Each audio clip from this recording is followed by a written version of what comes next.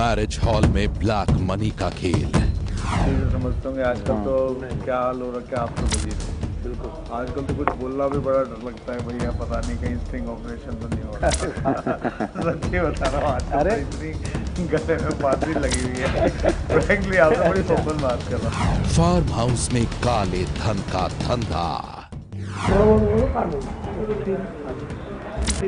वो तो भी बताने में डर लग रहा है, क्यों कौन से रिकॉर्डिंग हो जाए, वैसे 300 आदमी पार्टी है और 30,000 टैक्स पता नहीं क्या हो जाए। नहीं वो मतलब हो भी सकता है, कोई दिक्कत नहीं है। ऑपरेशन ब्लैक, एक सनसनीखेज खुलासा। सनसनी में आज हम करने जा रहे हैं एक बड़ा खुलासा। आज हम आपको दिखाएंगे कि कैसे फार्म हाउस और मैरिज हॉल की बुकिंग की आड़ में चल रहा है ब्लैक मनी को व्हाइट करने का खेल। कैसे काले धन के सौदागर देश की राजधानी और उसके आसपास के इलाके में चला रहे हैं ये गोरख धंधा। देखिए ऑपरेशन ब्लैक, बड़ा खुलासा।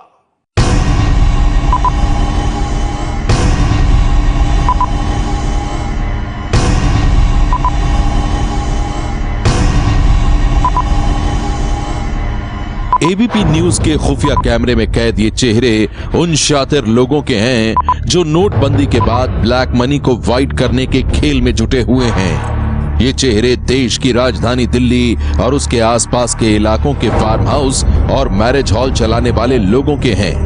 ऐसे लोग जो नोटबंदी के बाद बन गए हैं काले धन के सौदागर।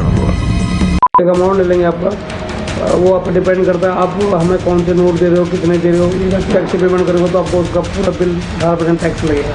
मोड ऑफ पेमेंट तो भैया मैक्सिमम तो देखो आपको नई करेंसी ही देनी पड़ेगी। मोड ऑफ पेमेंट चल रहा है टोकन मनी है 50,000 मेरे को दे दो, 2 से मर्जी दे दो कुछ। सर आप जितना टैक्स देना मांगते हैं उतना तो टैक्स, बाकी कैश।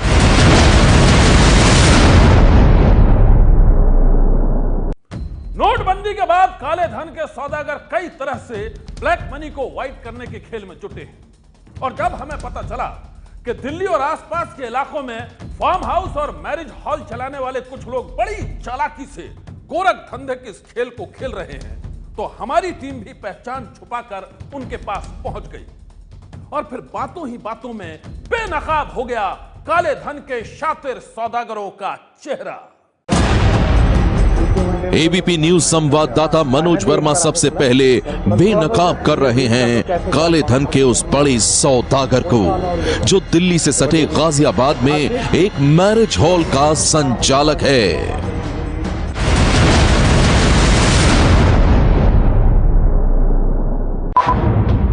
गाजियाबाद के वैशाली इलाके में चलने वाले इस मैरिज हॉल में बुकिंग के नाम पर होता है ब्लैक मनी को व्हाइट करने का खेल। एबीपी न्यूज संवाददाता मनोज वर्मा को इसकी पुख्ता जानकारी थी और जब पहचान छुपाकर मनोज यहां पहुंचे तो बातों ही बातों में हॉलीवुड ड्रीम्स का ये मैनेजर बन गया काले धन का सौदागर। मनोज ने सगाई के लिए हॉल बुक करने की बात छेड़ी तो जब बात पेमेंट पर आई तो ये मैनेजर कहने लगा कि उसे ब्लैक मनी से कोई परहेज नहीं है और वो बंद हो चुके 1000 और 500 रुपए के नोटों के जरिए भी ले सकता है पेमेंट। वो तो हाँ बात है, वो तो अपना नाम है कैश सगाई का फंक्शन सगन का। 9th और 12th में हमारा रात का फंक्शन है। ओके आपको डे का चाहिए? लंच है? हाँ लंच ही है ना, बढ़िया वाला लंच रखना, मतलब नॉर्मल नहीं, अच्छा वाला बढ़िया होगा। 9 है हमारी डेट है 9th है, 12th है, 14th है। सर आप कोई भी ले लो। अच्छा दिन में तीनों खाली हैं? तीन मिलाएंगे। ओके मैं एक बार भी कंफर्म कर देता हूँ। 14 कहेंगे आपको 14 कर देता हूँ। एक बार कंफर्म कर दीजिए। हाँ फिर वो हम उन लड़की वालों से पूछ लेंगे ना एक बार कि फिर उनको क्या सूटेबल रहेगा उनके अकॉर्डिंगली। शादी का काम का है सर? शादी तो फिर अभी डेट नहीं निकली है उसकी। अच्छा। शादी आगरा में है। सगाई का से रहने वाला है? आगरा से रहने वाला है? कौन? आप लोग? तो उससे नहीं तो उधर ही है ना, रहता तो दिल्ली में ही है। तो दिल्ली में ही है। मेरा एक लंच का है फंक्शन, उसकी क्वेरी आई है। 9th, 12th और 14th 3 डेट्स हैं सर।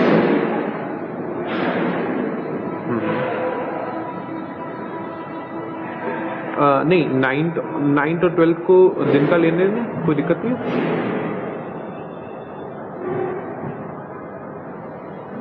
ठीक है, ठीक है, ठीक है। मैनेजर के सामने पहचान छुपाकर पहुंचे एबीपी न्यूज संवाददाता मनोज वर्मा ने जैसे ही सगाई के लिए हॉल बुकिंग की तारीख पक्की की, बात पेमेंट की होने लगी और फिर बातों ही बातों में इस शख्स ने साफ कर दिया कि वो काले धन का कितना शातिर खिलाड़ी है। आप अपना एक बार ये भी कह रहा था कि मोड ऑफ पेमेंट का क्या रहेगा? आपका चेक दे दो, पूरा चेक दे दो, टैक्स लगेगा उसमें। चेक पे टैक्स क्यों लगेगा, मुझे समझ नहीं आ रहा। वो भी बोल रहा है टैक्स तो लगेगा ही, सर्विस चार्जेस लगेंगे, वो तो कंपल्सरी टैक्स है। तो टैक्स तो, लेकिन अभी फिलहाल के लिए तो शायद सरकार ने बोला कि टैक्स नहीं लगेगा ना। नहीं सर, बिल्कुल टैक्स लगेगा। टैक्स लगेगा, बिल्कुल लगेगा। 30 तारीख तक शायद छूट मिली हुई है ना टैक्स पे, तो नहीं मिली हुई है। हमें भी देना है सर आगे। अगर ऐसा होता तो बहुत ही अच्छी बात है, हम भी नहीं लेते। पुरानी करेंसी नहीं चलेगी बिल्कुल भी, चलेगा, कुछ भी नहीं चलेगी। मतलब 2-2.5 लाख रुपए में वैसे दे दे, बाकी चेक से दे दे या कैश दे दे। कैश में करेंसी में दिक्कत आ रही है ना। करेंसी वो बैंक में जमा करने वाला सिस्टम है, वो आज के टाइम में आप कितनी कर सकते हो अपने अकाउंट में।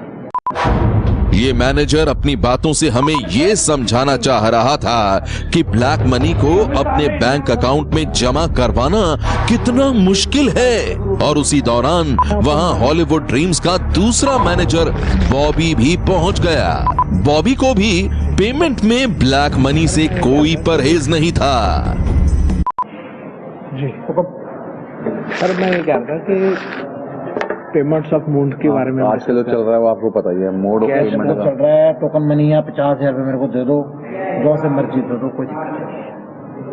अच्छा, नहीं उसके बाद की पेमेंट सारी उसके बाद जो पेमेंट होगी 30% 40% हम बिल काटेंगे, उसका टैक्स आपने देना है। उसके अलावा मेरे को नई करेंसी दे दो, मुझे कोई दिक्कत नहीं। नई करेंसी मिल कहाँ रही है सर? चेक दे दो, मैं चेक दे दो, मैं बिल काट दूंगा। चेक में टैक्स काटोगे फिर आप? यही तो दिक्कत है। हम ये सोच रहे हैं ना कि थोड़ा टैक्स बच जाए। एबीपी न्यूज संवाददाता मनोज वर्मा सगाई के लिए हॉल बुक कराने की बात कहकर हॉलीवुड ड्रीम्स के मैनेजर बॉबी से ये जानने की कोशिश कर रहे थे कि वो नोटबंदी के बाद पेमेंट में ब्लैक मनी लेता है या नहीं। पूरी पेमेंट मेरे को आज दे दो, कोई दिक्कत नहीं है। पुराने नोट ठीक है, बात कर लेते हैं। हाँ, ये तो फिर अच्छा है, बल्ले बल्ले हो जाएगा। 30% बिल फिर काटूंगा, कोई इतना तो मेरे को जरूरी है, आपके लिए भी मेरे लिए। अच्छा, 30% काटेंगे। फंक्शन के बीच में कोई प्रॉब्लम आ जाए या कोई पूछने आ जाए, वो हम एक चीज कर रहे हैं तो वो मस्त है। उसका चेक आप मेरे को भले जेन्युइन में देना, कुछ तो जो बैलेंस पेमेंट होगी मेरे को आप आज दे दो, कोई दिक्कत नहीं, सारी पेमेंट दो। तो अब उसमें बताइए कितना क्या रहेगा, क्या है, एक बार फाइनल बता दीजिए फिर हमें। आप मेरे को जो मान को मैं लिख दूंगा, मेरे को करेंसी नहीं दे दो। नहीं, आप भी जानते हो कि 40% में पैसे चेंज हो रहे हैं। हाँ, मैं समझ रहा हूँ। तो मैं आपसे किसी चीज का पर्दा नहीं रख रहा। अगर मेरे से आप करेंसी की बात करोगे, फिर आप रेट की बात नहीं करोगे। अगर रेट की बात करोगे तो नहीं, ठीक है, वो समझ गया, ठीक है, समझ गया। सीधी सी चीज है, ठीक है। उसी को मेरे को भी कहीं ना कहीं उसको एडजस्ट करने में कुछ नुकसान, कुछ बेनिफिट, कुछ घुमाने में मेरे को भी करना पड़ेगा। आप भी जानते हो कि आज करेंसी की क्या मुश्किल है। 30-35% जो बिल कटेगा वो हम जनवरी में दे देना, मुझे चेक कोई प्रॉब्लम नहीं है उसके लिए। बाकी जो बैलेंस पेमेंट आता है वो पहले आप आज दे दो, लेकिन अब पेमेंट रेशियो की बात। गाजियाबाद के वैशाली इलाके में एक मैरिज हॉल चलाने वाले मैनेजर बॉबी ने हमें पूरा गणित समझा दिया था। ये पूरी पेमेंट ब्लैक मनी में भी लेने के लिए तैयार था, लेकिन खुद को कानून की नजर से बचाने के लिए ये पूरी पेमेंट के कुछ हिस्से का बिल काटने की बात कह रहा था।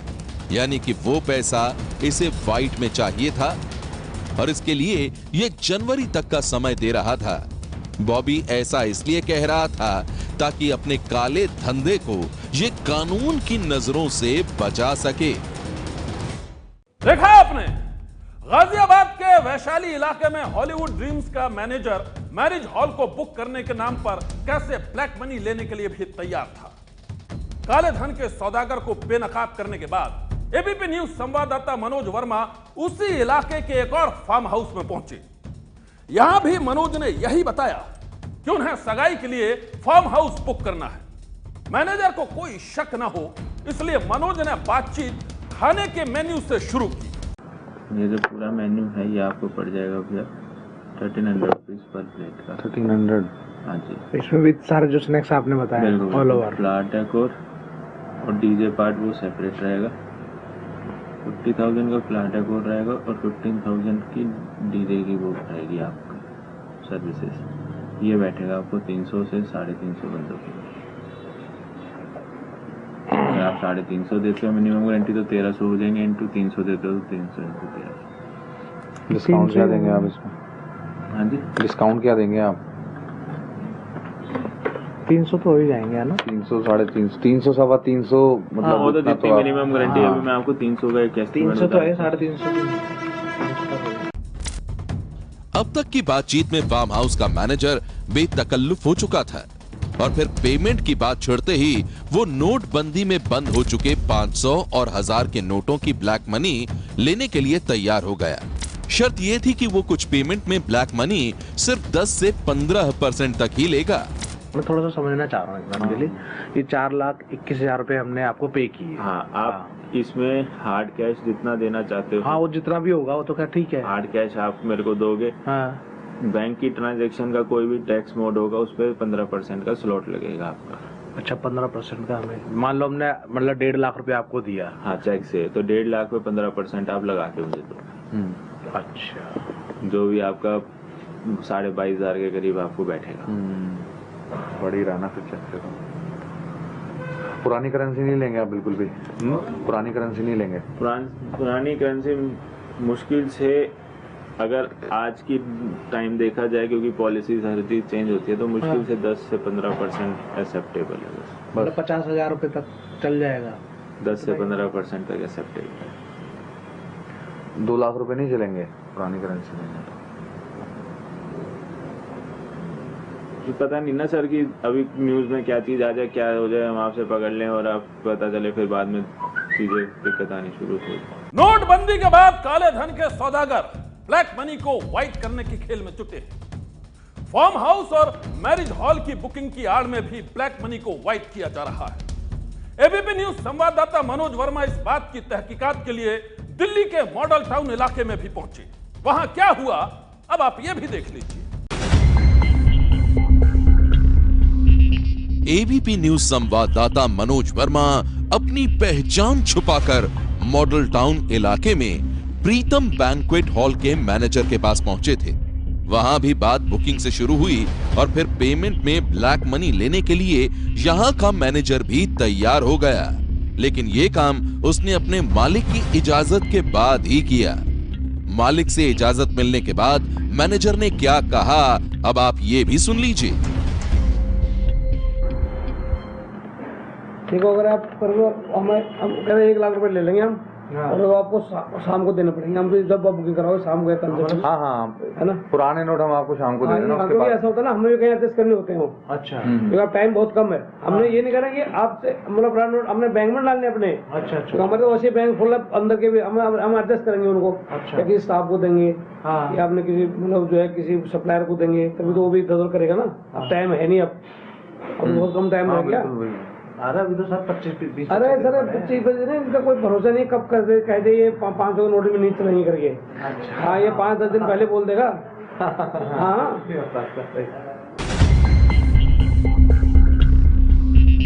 मॉडल टाउन के प्रीतम बैंक्वेट हॉल के इस मैनेजर ने बातों ही बातों में ब्लैक मनी का सारा खेल समझा दिया।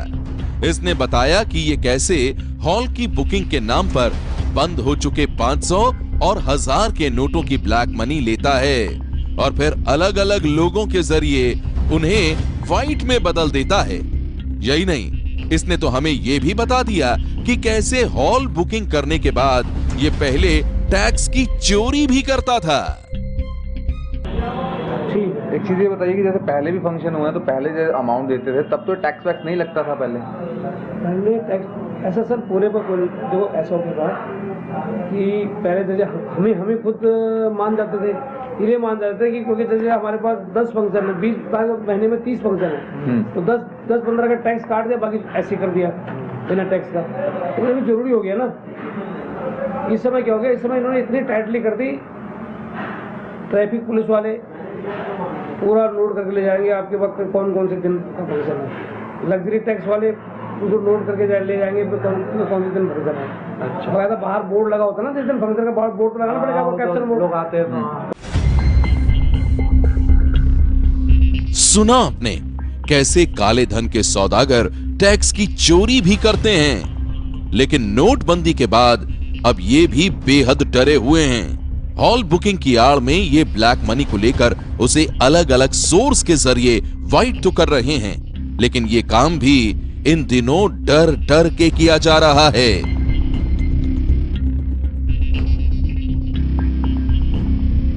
देखिए, जो पुरानी करेंसी ले रहे हैं, पहली बात तो प्रधानमंत्री जी का अगर हम 8 नवंबर का भाषण दें तो ये लीगल टेंडर नहीं है। ये आज की डेट में ये करेंसी लेन देन के काम में नहीं ला जा सकती। तो जो लोग ये ले रहे हैं वो क्या करेंगे कि अपने जो उनके खाते थे 8 नवंबर को 11:59 पे जो इनकी किताबों में कैश इन हैंड था, वही कैश इन हैंड आप बैंक में जमा कर सकते हैं। 30 दिसंबर तक का टाइम है, उसके बाद शायद सरकार बढ़ा दे उसको, रिजर्व बैंक में 31 मार्च तक ले, पर फिलहाल यही मान के चलते हैं कि 30 दिसंबर तक है। तो अगर ये अपने खाते कैश इन हैंड उसको फ्रीज कर चुके हैं तो ये लाजमी बात है कि उन खातों में कुछ फेरबदल करेंगे, फेरबदल करके उस कैश इन हैंड को एडजस्ट करेंगे, जिससे कि अब जो ये ली गई है ये उसमें जोड़ दी जाए, उसमें जोड़ के उस कैश इन हैंड को ये निकाल लेंगे। एक तो तरीका ये है।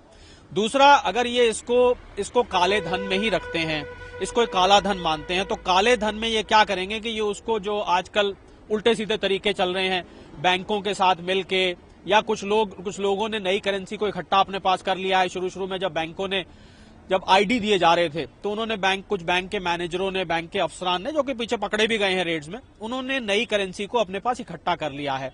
तो या ये उसमें 20, 25, 30% उसका रेट चल रहा है मार्केट में, जो सुनने में आता है कि साहब 30% में आप नए नोट दीजिए और 30% कम में या 40% में आप ले जाइए, या ये उसका वो करेंगे, वो फिर ये काले धन ही रह जाएगा। नोटबंदी के बाद लोग कैशलेस ट्रांजैक्शन कर रहे हैं और अब इसी बात का फायदा उठा रहे हैं साइबर ठग। वो बदमाश जो कल तक लोगों के घरों में चोरियां करते थे, उनसे पैसे छीनते थे, लेकिन कैश की किल्लत के बाद कैशलेस ट्रांजैक्शन में तेजी आई तो उन बदमाशों ने भी अपना तरीका बदल दिया। आइए आपको दिखाते हैं डिजिटल इंडिया के डिजिटल डकैतों की ये दास्तान।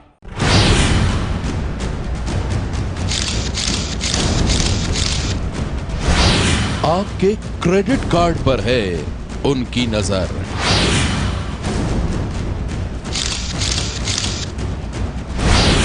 आपके पेटीएम पर है उनकी निगाह,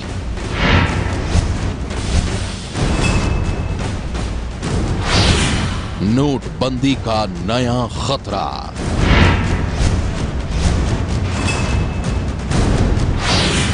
डिजिटल इंडिया के डिजिटल डकैत।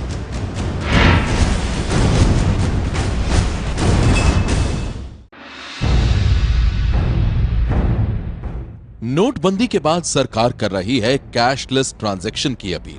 कैश की किल्लत से परेशान लोग भी ऑनलाइन ट्रांजैक्शंस पर जोर दे रहे हैं, लेकिन कैश के डिजिटलाइजेशन के बाद भी आपकी गाढ़ी कमाई में सेंध लगाने वाले चोरों का खतरा थमा नहीं है, क्योंकि नोटबंदी के बाद चोरों और बदमाशों ने अपने गुनाह का तरीका बदल लिया है। चोरों ने फर्जीवाड़े के हाई टेक तरीके ढूंढ लिए हैं।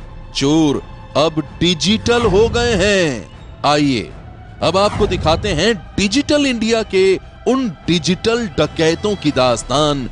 उन्हें पेटीएम में भी सेंध लगाने के तरीकों को खोज लिया है। ये है मुंबई के रहने वाले सूरज सोनी। सूरज सोनी के मुताबिक किसी ने इनके पिता के पेटीएम में सेंध लगाकर 32,433 रुपए की रकम चुरा ली है। मुंबई के नाला सोपारा के रहने वाले सूरज सोनी के मुताबिक किसी शातिर बदमाश ने महज कुछ घंटों के अंदर ही इनके पिता के पेटीएम से उन्हें हजारों का चूना लगा दिया। सूरज के मुताबिक सुबह इनके पिता को पता चला कि उनके पेटीएम से किसी ने 8,000 रुपए निकाले हैं। जैसे ही इस बात का उन्हें पता चला, पिता पुत्र फौरन बैंक पहुंचे, लेकिन उसी दौरान चोरों ने 16,000 और 10,000 रुपए और निकाल लिए। हमें 5 तारीख को सुबह 8 बजे मैसेज आया कि तुम्हारे बैंक से 5,000 रुपया कट गया। पापा ने बैंक का जो मोबाइल का मैसेज था वो दिखाया मुझे कि 5,000 रुपया कट गया। उसके बाद हम लोग कपड़ा पहने ताबड़तोड़ पापा ने और नीचे उतरे। बैंक में आते इधर जब 15 मिनट बाद चल के आने टाइम में 10,000 रुपया 16,099 रुपीज़ और निकाल लिया गया। समझो 17,000 रुपया और निकाल लिया गया। फिर बाद बैंक में आए, बैंक में आते 10,000 रुपया ताबड़तोड़ डेबिट और हो गया उसमें से। पेटीएम के जरिए चोरों ने इनके पिता के अकाउंट से कैसे फ्रॉड किया, ये किसी की समझ में नहीं आ रहा है। लेकिन जब तक ये बैंक पहुंचे, तब तक इनके पेटीएम वॉलेट से लगभग 32,000 रुपए चोर चुरा चुके थे। चोरी के इस हाईटेक तरीके का शिकार बने सूरज सोनी और उनके पिता ने फौरन मामले की खबर पुलिस को दी और अब पुलिस मामले की जांच कर रही है। गाजियाबाद के इंदिरापुरम में रहने वाले अक्षय सक्सेना बेहद परेशान हैं। परेशानी की वजह है नोटबंदी के इस दौर में बैठे बिठाए 83,500 रुपए की चोट। जी हां, साइबर की दुनिया के गोरख धंधेबाजों ने पेटीएम और इसके ही जैसे कई ऑनलाइन मनी वॉलेट साइट्स का इस्तेमाल करके अक्षय सक्सेना के बैंक अकाउंट से 83,500 रुपए निकाल लिए हैं। ये फर्स्ट टाइम जो 30th को फादर को पता चला था, उनके पास मैसेज आए थे फोन पे, जो उनका रजिस्टर्ड मोबाइल नंबर है, उसपे मैसेज आए थे कि पहले 20,000 विड्रॉल हुआ, फिर 10,000 हुआ, फिर 10,000 हुआ। वो 30th नवंबर को हुआ था। तो उसकी हमने जब अगले दिन बैंक के पास गए तो हमने पहले चेक करा, उसमें पेमेंट्स की डिटेल आ रही थी। उसमें आ रहा था कि चेक नंबर के थ्रू पेमेंट्स हुए हैं। तो जब हमने चेक करा कि हमारे चेक्स तो है नहीं ये नंबर, फिर हमने बैंक के नेक्स्ट डे गए। बैंक को हमने नेक्स्ट डे जाके उनको दिखाया तो डैड ने बात करी वहां पे ब्रांच मैनेजर से, और ब्रांच मैनेजर ने ये कहा कि आप इस एप्लीकेशन को लिख के देने, जो कि हमारे पास है भी एप्लीकेशन। उन्होंने एप्लीकेशन रिटर्न में कहा, उन्होंने डैड ने उनसे ये भी कहा कि मेरा अकाउंट सीज कर दीजिए, जो कि उन्होंने नहीं करा। उन्होंने उस बात को सीरियसली नहीं लिया। इस सनसनीखेज वारदात के बाद अक्षय सक्सेना ने पुलिस से भी शिकायत की है और अब गाजियाबाद पुलिस पूरे मामले की जांच कर रही है। देखिए, इस मामले में जो कंप्लेनेंट है, इनके कहने के अनुसार इनका कैनरा बैंक में अकाउंट है। तो इस अकाउंट से पेटीएम के माध्यम से किसी अन्य अकाउंट में जिसका ट्रांजैक्शन इन्होंने इनिशिएट नहीं किया था, ना ही इनको वन टाइम पासवर्ड इनके मोबाइल पर आया था, इसके ये कार्रवाई न होने के उपरांत भी ये इनके अकाउंट से 83,000 रुपये लगभग किसी अन्य अकाउंट में चले गए हैं। इन्होंने इंदिरापुरम थाने में FIR दर्ज की है 1840/16। FIR केस क्राइम नंबर दर्ज हुआ है अंडर IT एक्ट। इसमें विवेचना जारी है। यहां हम आपको ये भी बता दें कि साइबर की दुनिया के गोरख धंधेबाज पहले ऑनलाइन ठगी करके अपने अकाउंट में पैसे ट्रांसफर करते थे, लेकिन अब ये ठग पुलिस और साइबर सेल को चुनौती देते हुए पेटीएम और इसके ही जैसे कई ऑनलाइन मनी वॉलेट साइट्स का इस्तेमाल करके ठगी कर रहे हैं। ठगी की खबरों ने पेटीएम को भी अलर्ट कर दिया है। पेटीएम के अधिकारियों ने ग्राहकों से अपील की है कि वो किसी अजनबी शख्स को अपने अकाउंट के सीक्रेट डिटेल्स न दें। पेटीएम से नहीं, एक्चुअली आपके अकाउंट से पैसा निकाला जा सकता है जब आप अपना कार्ड नंबर, अपना CVV और अपना OTP किसी के साथ शेयर कर दें, जो कि आपकी एकदम कॉन्फिडेंशियल इन्फॉर्मेशन है। अगर आपने किसी को ये 2 चीज़ें बता दी तो वो कहीं से भी आपका पैसा निकाल सकता है। तो हम अपने कस्टमर्स को यही एजुकेट करते हैं कि अपनी पर्सनल डिटेल्स, अपना पासवर्ड, अपना कोई भी कार्ड नंबर किसी के साथ मत शेयर करें। तो हमारे पास जो सामने डिटेल्स आई हैं उससे यही पता चलता है कि कस्टमर ने ही खुद गलती से अपनी डिटेल शेयर कर दी, बिकॉज सामने वाले ने मांगी और उसने कहा शायद उनको जनरली चाहिए होगी। तो वहां आके हमने सबसे ज़्यादा नोट किया है कि फ्रॉड होते हैं। मतलब साफ है कि ऑनलाइन फ्रॉड से लोगों को सिर्फ उनकी सतर्कता ही बचा सकती है। इधर पुलिस भी ऐसे ठगों को बेनकाब करने के लिए पूरी मशक्कत कर रही है। सनसनी के लिए मुंबई से प्रभाकर कुदालकर के साथ गाजियाबाद से विपिन तोमर की रिपोर्ट। सनसनी। अगर आपने भी नोटबंदी के बाद हाल ही में अपने क्रेडिट कार्ड और डेबिट कार्ड से शॉपिंग शुरू की है तो आपको सावधान होने की बेहद जरूरत है। अगर आप शॉपिंग के लिए पेटीएम या ऑनलाइन वॉलेट का इस्तेमाल करते हैं तो हर वक्त रहिए होशियार, अपनी डिटेल्स को बेहद सीक्रेट रखें, वरना आप भी बन सकते हैं डिजिटल डकैतों के शिकार। क्रेडिट कार्ड इस्तेमाल करने वाले खबरदार, ऑनलाइन शॉपिंग करने वाले होशियार, मोबाइल से पेमेंट करने वाले सावधान। कोई लगा सकता है आपके बैंक अकाउंट में सेंध। नोटबंदी का नया खतरा, डिजिटल इंडिया के डिजिटल डकैत।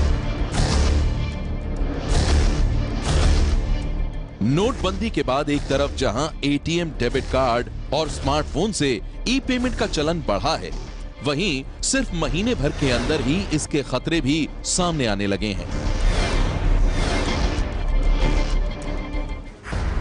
पूरे देश में पुलिस की साइबर क्राइम सेल की तरफ से लोगों के लिए अलर्ट जारी किए जा रहे हैं। हम भी आपको आगाह कर रहे हैं कि ई पेमेंट के वक्त सावधानी बरतें, वरना साइबर क्रिमिनल आपके बैंक खाते में सेंध लगा सकते हैं। साइबर वर्ल्ड के शैतान सिर्फ एक क्लिक से आपके बैंक अकाउंट को खाली कर सकते हैं। वो लोग आपकी रकम को भी अपने खाते में ट्रांसफर कर सकते हैं और उन पैसों से ऑनलाइन शॉपिंग भी कर सकते हैं। आइए अब आपको बताते हैं कि डिजिटल डकैत कैसे आपके बैंक अकाउंट में मार सकते हैं डाका। खरीदारी या बिल भुगतान के लिए आप अपना क्रेडिट कार्ड कैशियर को देते हैं। स्वाइप कार्ड जैसी दिखने वाली मशीन को कैशियर स्क्रैच करता है। क्रेडिट कार्ड की मैग्नेटिक स्ट्रिप यानी पट्टी में मौजूद गुप्त जानकारी मशीन में कॉपी हो जाती है। इस जानकारी के आधार पर या तो डुप्लीकेट क्रेडिट कार्ड बनाया जा सकता है या फिर क्रेडिट कार्ड की गुप्त जानकारी हैकरों को बेची जा सकती है। आपकी सीक्रेट डिटेल्स मिलते ही दुनिया से किसी भी कोने में बैठे ठग क्रेडिट कार्ड के जरिए पलक झपकते ही आपके लाखों रुपयों पर हाथ साफ कर देते हैं। वो स्किमिंग मशीन 300 और 400 क्रेडिट कार्ड डिटेल स्टोर करती है। तो 2 हफ्ते के बाद 3 हफ्ते के बाद जो हैकर है वो क्रेडिट कार्ड मशीन से स्किमिंग मशीन निकालता है। तो किसी को पता नहीं था कि उसमें एक स्किमिंग मशीन था। फिर वो अपने घर में 300 और 400 नकली क्रेडिट कार्ड बना सकता है। इतना ही नहीं, साइबर एक्सपर्ट के मुताबिक इंटरनेट पर कई ऐसे वायरस भी होते हैं जो ऑनलाइन शॉपिंग करने पर आपके क्रेडिट कार्ड के डेटा को हैकर तक पहुंचा देते हैं और फिर उस गुप्त जानकारी के जरिए दूर बैठा हैकर डुप्लीकेट क्रेडिट कार्ड तैयार करके उसके जरिए ठगी की वारदात को अंजाम देता है। तो एक बार वो क्रेडिट कार्ड बनाया, फिर वो इंटरनेट पर जाता है और वर्ल्ड ओवर किसी को भी एक इंडियन क्रेडिट कार्ड जो इंटरनेशनली चल सकेगा वो किसको एक प्राइस में बेचता है। तो आपको ये पता नहीं है कि आपका क्रेडिट कार्ड कॉपी हो चुका है और कौन से भी वर्ल्ड में यूज होगा। साइबर एक्सपर्ट्स की माने तो अगर आप किसी रेस्टोरेंट या फिर दुकान में अपने क्रेडिट कार्ड को किसी अनजान शख्स के हाथों में बिल का भुगतान करने के लिए देते हैं या फिर ऑनलाइन शॉपिंग करते हैं तो उस दौरान आपके क्रेडिट कार्ड की जानकारी चुराई जा सकती है। और खासतौर पर साइबर सिक्योरिटी ब्रीचर्स हैं, वो कोशिश करते हैं कि आपके सिस्टम नेटवर्क्स पर जाकर जहां पर जो वीकेस्ट लिंक है उसको आइडेंटिफाई करें और उसके माध्यम से सिस्टम के अंदर घुसें। अब डिपेंड करता है कि जो कार्ड को प्रोसेस करने वाली एजेंसी है, इशूइंग करने वाली जो कंपनी है या बैंक है, वो किस तरह का नेटवर्क सुरक्षा इस्तेमाल कर रहा है। मतलब साफ है, कैशलेस शॉपिंग करते वक्त सावधानी बेहद जरूरी है। नोटबंदी के बाद देश के तमाम बड़े शहरों में पेटीएम और रुपए जैसे मोबाइल वॉलेट से पेमेंट का चलन बढ़ा है। यहाँ तक कि छोटे शहरों में कई दुकानदारों ने नकदी संकट से बचने के लिए स्वाइप मशीनें लगा ली हैं। ऐसे में साइबर सिक्योरिटी में सेंध लगाने के मामले बढ़ रहे हैं। नोटबंदी के बाद से ही तकरीबन हर रोज ऑनलाइन फ्रॉड के 3 से 4 मामले सामने आ रहे हैं। इसीलिए सलाह दी जा रही है कि क्रेडिट कार्ड और डेबिट कार्ड के जरिए स्वाइप मशीन और मोबाइल फोन से ई पेमेंट करने वालों को कुछ सावधानी बरतनी चाहिए। मसलन एटीएम और डेबिट कार्ड का इस्तेमाल अपने तक ही सीमित रखें। उसकी गुप्त जानकारी किसी को ना बताएं। कार्ड किसी के हाथ में न दें, खुद ही स्वाइप करें। छुपाकर पासवर्ड डालें।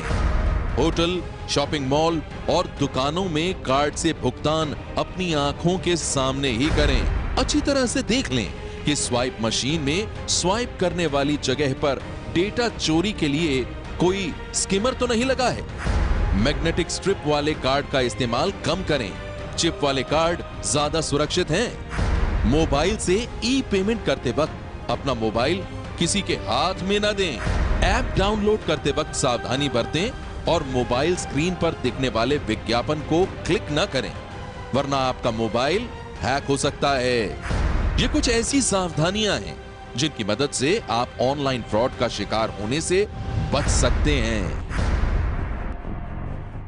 डेबिट कार्ड हो, एटीएम कार्ड हो या फिर मोबाइल फोन से ई पेमेंट, बहुत कम लोग ये बात जानते हैं कि साइबर क्रिमिनल आपका डाटा चोरी करने के लिए स्वाइप मशीनों और एटीएम में स्टीमर लगा सकते हैं। लिहाजा हमारी ये हिदायत है कि एटीएम का इस्तेमाल करते वक्त रहें होशियार।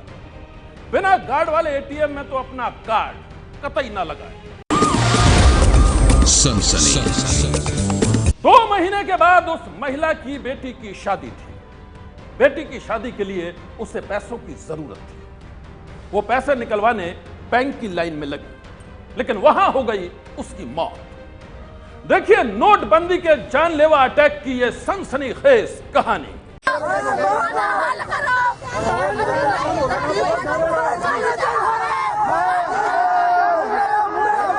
लुधियाना में बैंक के सामने मचा है घमासान।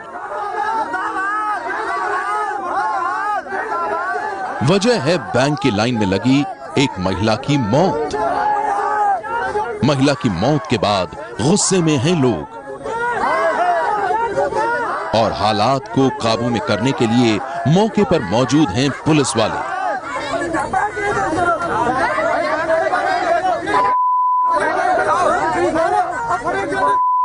बैंक की लाइन में लगी जिस महिला की मौत हुई है उसका नाम था आशा रानी। 48 साल की आशा रानी अपनी बेटी की शादी के लिए बैंक से पैसे निकालने के लिए गई थी, लेकिन बैंक के बाहर लंबी लाइन लगी हुई थी। आशा कई घंटों तक लाइन में लगी रही। इसी दौरान धक्का मुक्की भी हुई और इसी बीच आशा को दिल का दौरा पड़ा और उनकी मौत हो गई।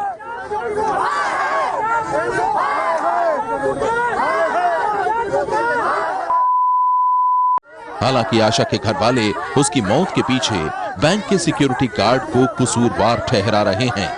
उनका आरोप है कि सिक्योरिटी गार्ड ने लोगों को धक्का दिया, जिसकी वजह से ये हादसा हुआ।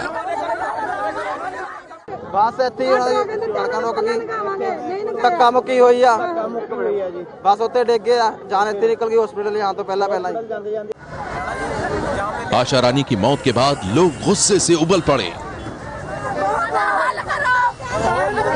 गुस्साए परिवार वाले आशा की लाश को बैंक के सामने रखकर प्रदर्शन करने लगे।